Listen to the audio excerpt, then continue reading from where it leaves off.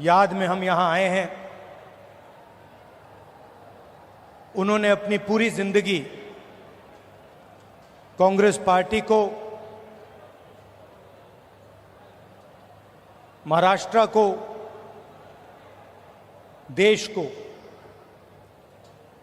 दी, विकास का काम किया, शिक्षा का काम किया और कांग्रेस पार्टी के साथ पूरे दिल से पूरी जिंदगी भर वो खड़े रहे। जब इंदिरा गांधी जी चुनाव हारी थी तब भी कदम जी उनके साथ थे। 2 बजे रात को उनकी मीटिंग ऑर्गेनाइज की थी, 2 बजे रात को पब्लिक मीटिंग ऑर्गेनाइज की थी। तो आज हम उनकी याद करते हैं। महाराष्ट्र प्रोग्रेसिव स्टेट है। अलग अलग लोगों ने यहां पर प्रोग्रेसिव काम किया, जनता को एक साथ लेकर इंस्पायर किया और वो लोग महाराष्ट्र को रास्ता दिखाते हैं। बहुत लंबी लिस्ट है।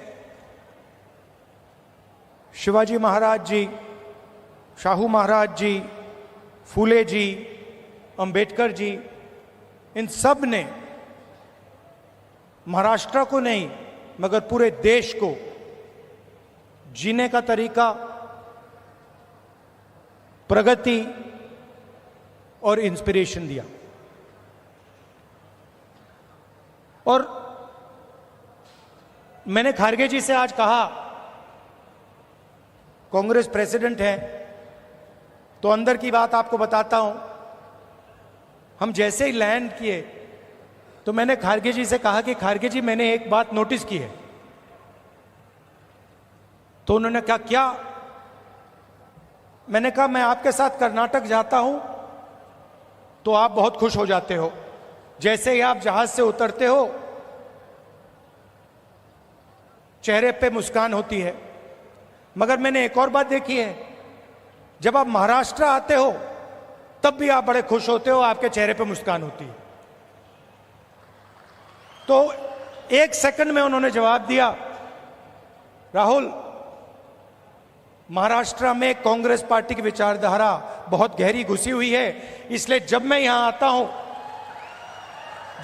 आता हूं मुझे खुशी होती है। यहां पे विचारधारा कांग्रेस की है, अंबेडकर जी की है, शिवाजी महाराज, फूले जी की है और इसीलिए मुझे यहां आकर उतनी ही खुशी होती है जितनी मुझे कर्नाटक में जाकर होती है। और यही मेरी फीलिंग है। जब भी मैं महाराष्ट्र आता हूं मुझे लगता है कि ये जो प्रदेश है हमारी विचारधारा का गढ़ है, फाउंडेशन है और आप लोगों के डीएनए में हमारी विचारधारा है। और लड़ाई विचारधारा की है। जो आप हिंदुस्तान में देख रहे हैं ये सिर्फ पॉलिटिक्स नहीं है। पहले पॉलिटिक्स चलती थी, राजनीति चलती थी। आज हिंदुस्तान में आइडियोलॉजिकल लड़ाई चल रही है, विचारधारा का युद्ध चल रहा है। और एक तरफ कांग्रेस पार्टी और ये सब महापुरुष और दूसरी तरफ बीजेपी। हम सोशल प्रोग्रेस चाहते हैं, हम सबको जोड़कर एक साथ आगे ले जाना चाहते हैं और वो चाहते हैं कि चुने हुए लोगों को हिंदुस्तान का पूरा फायदा मिले, दलित दलित रहे,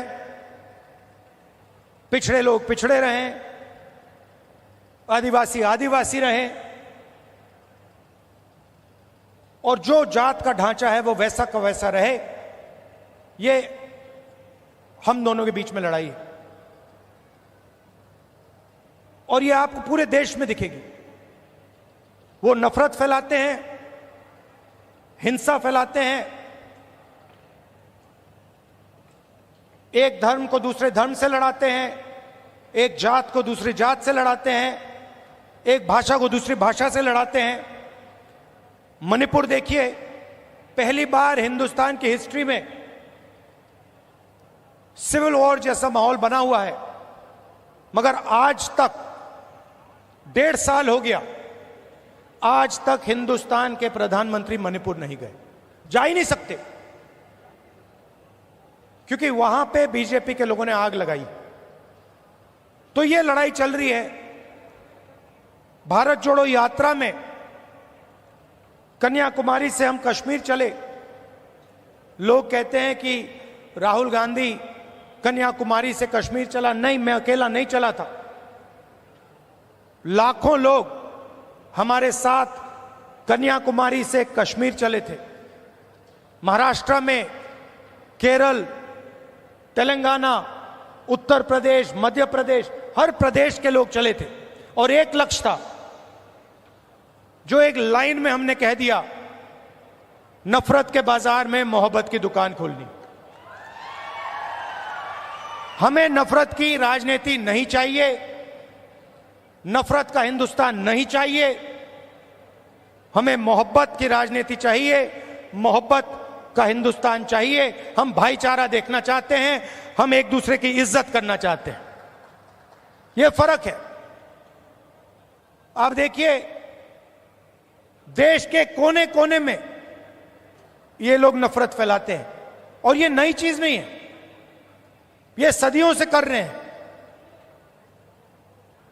और ये विचारधारा की लड़ाई भी पुरानी है। आज ये लड़ाई कांग्रेस पार्टी और बीजेपी के बीच में है। इससे पहले यही लड़ाई फूले जी ने लड़ी, यही लड़ाई शिवाजी महाराज ने लड़ी। विचारधारा उनकी और हमारी मिलती है। उनकी विचारधारा में और कांग्रेस पार्टी की विचारधारा में कोई फर्क नहीं। चाहे वो अंबेडकर जी हों, शाहू जी महाराज हों, शिवाजी महाराज हों, फूले जी हों, अगर आप उनको पढ़ें, उनके आइडियाज को देखें, समझें, तो आपको पता लगेगा कि फूले जी के आइडियाज, अंबेडकर जी के आइडियाज, शिवाजी महाराज के आइडियाज हमारे कॉन्स्टिट्यूशन में आज है। और चुनाव में हमने साफ कह दिया कि लड़ाई विचारधारा की है। बीजेपी के लोग हिंदुस्तान के संविधान को खत्म करना चाहते हैं। सीधी सी बात है, आप देख लीजिए, जहां भी ये अपने लोग डाल सकते हैं वहां ये अपने लोग डाल देते हैं। चाहे वो इलेक्शन कमीशन हो, चाहे वो शिक्षा के इंस्टीट्यूशंस हो, लीगल सिस्टम हो, ब्यूरोक्रेसी हो, ये मेरिट नहीं देखते हैं। आज हिंदुस्तान में इनकी आंखों में एक ही तरीका का मेरिट है। अगर आप आरएसएस के हो तो मेरिट है, अगर आरएसएस के नहीं हो तो आपके लिए इन संस्थाओं में कोई जगह नहीं। और हर रोज ये कॉन्स्टिट्यूशन पर आक्रमण करते रहते हैं, कोई ना कोई नया तरीका ये निकालते रहते हैं। हमने जाति जनगणना की बात की। हमने कहा कि देखिए, देश में पता लगाना है कि किसकी कितनी आबादी है और किसका कितना हक बनता है। मैंने कुछ गलत बोला? सही बोला ना? कि ये पता लगाना है, अलग अलग वर्ग के लोग हैं, ये कितने हैं, इनकी आबादी कितनी है और इनका हक क्या है और कौन सी संस्थाओं में इनके लोग हैं। एक प्रकार से हम स्नैपशॉट लेना चाहते हैं कि हिंदुस्तान में आज क्या हालात हैं। बीजेपी के लोग एकदम कहते हैं नहीं, हमने दबाव डाला, न्याय यात्रा की, और पहले ये सारे के सारे लोग कहते थे कि जाति जनगणना के हम खिलाफ हैं। आरएसएस के लोग कहते थे, बीजेपी के लोग कहते थे, इनके नेताओं के बयान हर रोज आते थे कि जाति जनगणना नहीं होना चाहिए। हमने दबाव डाला और कुछ दिन पहले कंफ्यूजन में आरएसएस कहती है कि हां, जाति जनगणना जरूरी है। अगर आप आज कह रहे हो कि जाति जनगणना जरूरी है, तो पिछले 6 महीने में आप क्या कह रहे थे? मैं आपको बता रहा हूं, पार्लियामेंट में हमने कहा है, पार्लियामेंट के फ्लोर में, लोकसभा में मैंने कहा है, कुछ भी हो जाए जाति जनगणना करवाएगी कांग्रेस पार्टी, करवाएगी, हमारा गठबंधन करवाएगा। क्योंकि हम जानना चाहते हैं, हम देश की सच्चाई समझना चाहते हैं। इस देश के धन का फायदा किसको हो रहा है, कौन से वर्ग को हो रहा है, किसको नहीं हो रहा है, यह हम जानना चाहते हैं और यह हम काम करवा के दिखाएंगे। भाइयों और बहनों, आज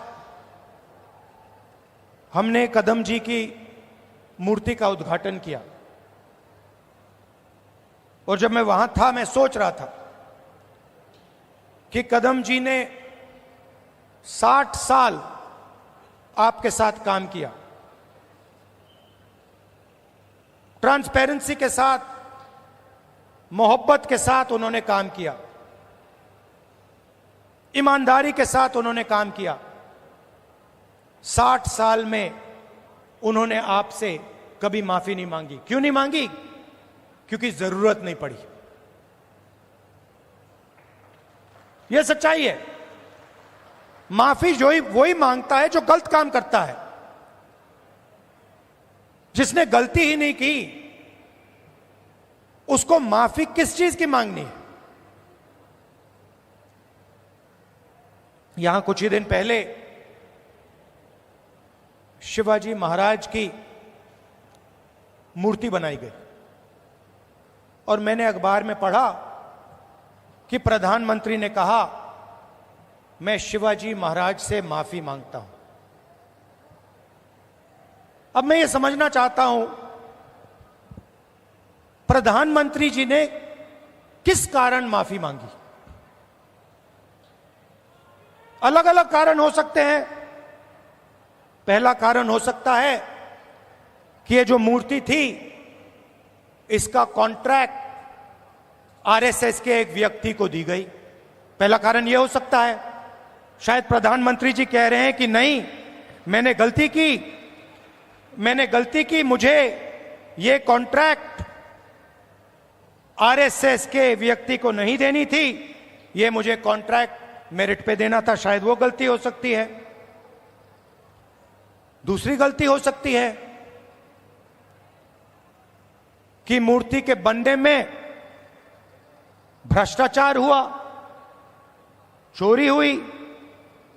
शायद प्रधानमंत्री इसके लिए माफी मांग रहे हैं कि मैंने जिसको कॉन्ट्रैक्ट दिलवाया उसने भ्रष्टाचार किया, महाराष्ट्र के लोगों से चोरी की। यह कारण हो सकता है। तीसरा कारण हो सकता है कि आपने शिवाजी महाराज की मूर्ति बनाई, उनकी याद में आपने मूर्ति बनाई और आपने इतना भी ध्यान नहीं दिया कि वो मूर्ति खड़ी रहे। मैं आपको गारंटी देता हूं, कदम जी की जो मूर्ति बनी है ना, आप यहां 50, 60, 70 साल बाद आ जाइए, यहां आपको दिखेगी।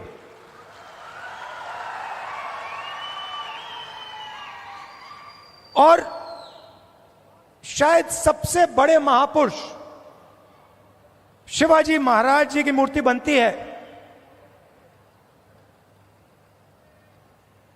और कुछ ही दिनों में भ्रष्टाचार के कारण, गलत व्यक्ति को कॉन्ट्रैक्ट देने के कारण वो मूर्ति गिर जाती है।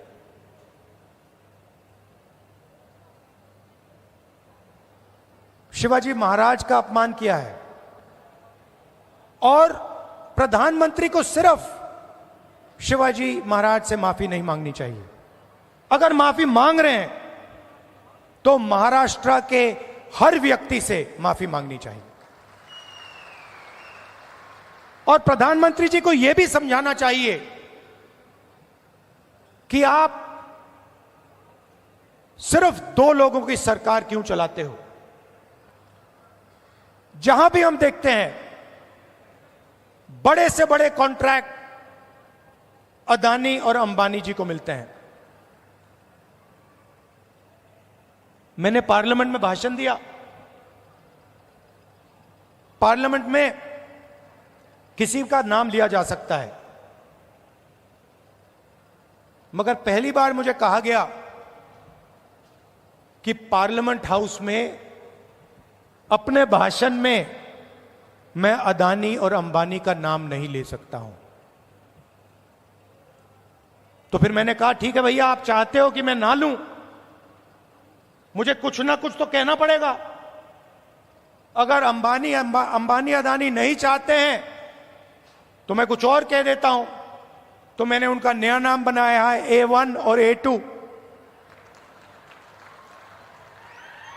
पूरा का पूरा काम A1 और A2 का हो रहा है। प्रधानमंत्री जी ने इसके लिए माफी किसी से नहीं मांगी।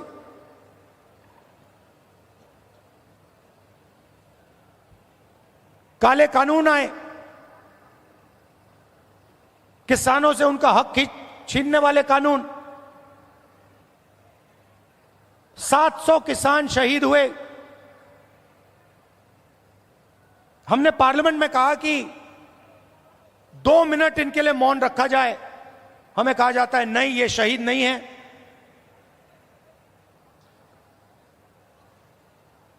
दो लोगों को फायदा पहुंचाने के लिए हिंदुस्तान के सारे स्मॉल और मीडियम बिजनेसेस को खत्म कर दिया। जो लोग इस देश को रोजगार देते हैं उनको नोटबंदी से, गलत जीएसटी से आपने खत्म कर दिया। अरबपतियों का रास्ता खोलने के लिए उनसे भी आप माफी मांगिए, नोटबंदी की माफी मांगिए, गलत जीएसटी की माफी मांगिए। और नतीजा क्या है कि आज अगर युवा रोजगार चाहता है, सिर्फ महाराष्ट्र में नहीं, पूरे देश में कहीं भी अगर रोजगार चाहता है, उसे रोजगार नहीं मिल सकता। क्यों? क्योंकि जो कंपनियां उसे रोजगार देती थी, जो छोटी कंपनी थी, मिडिल साइज कंपनी थी, वो सब बंद हो गई, खत्म हो गई। भाइयों और बहनों, अंबानी और अदानी इस देश को रोजगार नहीं दे सकते हैं। रोजगार कौन दे सकता है? रोजगार छोटे बिजनेस वाले दे सकते हैं, रोजगार मीडियम साइज बिजनेस वाले दे सकते हैं, जो छोटी फैक्ट्रियां चलाते हैं, मिडिल साइज फैक्ट्रियां चलाते हैं, जो चीजें बनाते हैं, ये लोग दे सकते हैं। आज हिंदुस्तान में नया मॉडल है, चाइना का माल आता है, वही 10-12 अरबपति उस माल को बेचते हैं। आप मोबाइल फोन के पीछे देख लीजिए मेड इन चाइना, शर्ट के पीछे देख लीजिए मेड इन बांग्लादेश, जूते के नीचे देखिए made in Vietnam, made in Maharashtra, made in India, आपको कहीं नहीं दिख सकता। और ये सारा का सारा माल ये अरबपति बेचते हैं। नुकसान किसका होता है? हिंदुस्तान के युवाओं का होता है। हिंदुस्तान के जो छोटे बिजनेस हैं, मिडिल साइज बिजनेस हैं, जो चाइना का मुकाबला कर सकते हैं, उनका होता है। फायदा किसका होता है? नरेंद्र मोदी जी की मार्केटिंग होती है, अदानी और अंबानी जी का फायदा होता है। और दो हिंदुस्तान बन रहे हैं, एक अरबपतियों का, उसमें 20-25 लोग हैं, और दूसरा मजदूरों का, किसानों का, बेरोजगार युवाओं का। भाइयों और बहनों, 16 लाख करोड़ रुपए, 16 लाख करोड़ रुपए नरेंद्र मोदी जी ने इन 20-25 लोगों का कर्जा माफ किया है। किसानों का आज तक कर्जा माफ नहीं किया है। हमने 70,000 करोड़ रुपए किया था जब हमारी सरकार थी। आप सोचो, 70,000 करोड़ रुपए से हिंदुस्तान के सारे किसानों का कर्जा माफ किया था। इन्होंने 16 लाख करोड़ रुपए 22-25 लोगों को दिया है। यह हमारी लड़ाई है। हम चाहते हैं कि एक हिंदुस्तान हो। अगर बैंक के दरवाजे अरबपतियों के लिए खुले हैं, तो बैंक के दरवाजे किसानों के लिए, मजदूरों के लिए, युवाओं के लिए खुले होने चाहिए। अगर उनका 16 लाख करोड़ रुपए माफ हो रहा है, तो फिर गरीबों का भी 16 लाख करोड़ रुपए माफ होना चाहिए। और अगर गरीबों का 16 लाख करोड़ रुपए माफ नहीं हो रहा है, तो फिर उनका नहीं होना चाहिए। हम सिर्फ न्याय की बात कर रहे हैं। और यही लड़ाई महाराष्ट्र में है। आप यहां का इंफ्रास्ट्रक्चर देखिए, यहां बेरोजगारी देखिए। Thank you. बेरोजगारी देखिए, हर एरिया में आपको भ्रष्टाचार दिखेगा। जहां भी आप देखोगे सड़क बनती है, भ्रष्टाचार, सरकारी भ्रष्टाचार से बनी है, सरकारी चोरी करके बनी है, सरकारी एमएलएस को पैसा बन के दे के बनी है। ये बीजेपी की सरकार नहीं है, ये आपकी सरकार थी। इसको तोड़कर चोरी करके ले गए ये लोग। तो जहां भी आप देखोगे आपको भ्रष्टाचार मिलेगा। बाहर के लोग यहां आकर आपके कॉन्ट्रैक्ट ले जाते हैं, दूसरे स्टेट के लोग यहां आकर आपसे कॉन्ट्रैक्ट छीन जाते हैं। ये हम बदलना चाहते हैं। और मैं जानता हूं कि आप सब कांग्रेस पार्टी के कार्यकर्ता, मोहब्बत की दुकान वाले कार्यकर्ता, बब्बर शेर, मैं जानता हूं कि यहां पे आप महाराष्ट्र की सरकार लाने जा रहे हो। अपना खून पसीना देकर महाराष्ट्र की जनता की सरकार, किसानों की सरकार, बेरोजगार युवाओं की, मजदूरों की सरकार, हर वर्ग की सरकार आप लाने जा रहे हो। जहां भी आपको मेरी जरूरत होगी मैं आ जाऊंगा। आपको सिर्फ ऑर्डर देना है कि राहुल आपको यहां आना है, यहां आना है, यहां आना है, मैं हाजिर हो जाऊंगा। अंत में मैं आप